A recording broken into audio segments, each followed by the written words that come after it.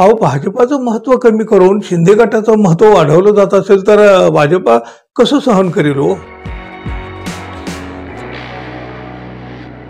मित्र हो, नमस्कार. महायुतीचं सरकार दुसऱ्यांदा सत्तेत आल्यापासून एकनाथ शिंदे आणि देवेंद्र फडणवीस यांच्यामध्ये अंतर्गत संघर्ष सुरू आहे आणि तो काही लपूनही राहिलेला नाही. विधानसभा निवडणुकीमध्ये एकट्या भाजपाला 132 जागा मिळाल्या आणि त्यानंतर एकनाथ शिंदे यांचा अक्षरशः कचरा करणं सुरू झालं. एकनाथ शिंदे यांनी कितीही आदळआपट केली तरी भाजपने त्यांच्या नाराजीला काडीचीही किंमत दिलेली नाही. आता हे एकनाथ शिंदे यांनाही कळून चुकलंय.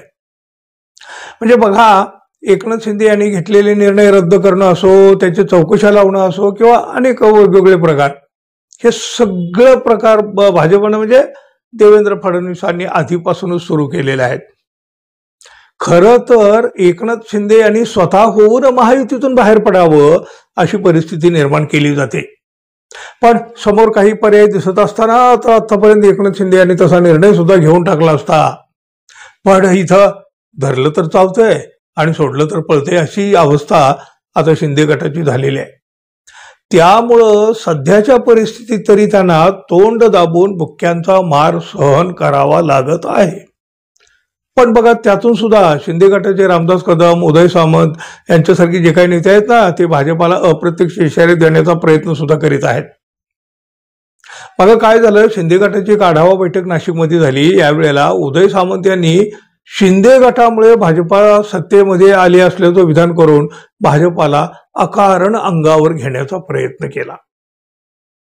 विधानसभा निवडणुकीमध्ये महायुतीला जे काही भरघोस यश मिळालं ते एकनाथ शिंदे यांच्यामुळे मिळालं असं म्हणत उदय सामंत यांनी विजयाचं श्रेय भाजपाकडून हिसकावून घेण्याचा प्रयत्न केला.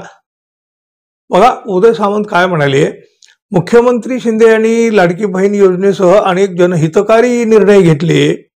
या निर्णयांना महाराष्ट्रातील जनतेनं मतदानातून भरभरून प्रतिसाद दिला आणि त्यामुळं महायुतीला सत्ता मिळाली. म्हणजे अन्यथा सत्ता मिळाली नसते असं त्यांचं म्हणणं आहे. त्यांनी शिंदे यांच्या नेतृत्वाचं कौतुक करताना त्यांना पुन्हा मुख्यमंत्री पाहण्याची शिवसैनिकांची इच्छा असल्याचं म्हटलं. शिवसैनिकांना शिंदे यांनी मुख्यमंत्री व्हावं असं वाटतं आणि यात काही गैरसुद्धा नाही. सहकारी आणि विरोधकांनी यावर राग व्यक्त करायची गरज नाही असं उदय सामंत यांनी ठणकावलं. उदय सामंत यांनी भाजपाचं नाव तर घेतलं नाही बघा, पण महायुतीला मिळालेलं यश हे एकनाथ शिंदे यांच्यामुळंच मिळालं आहे असं म्हणून भाजपाला डिवचण्याचा मोठा प्रयत्न केला.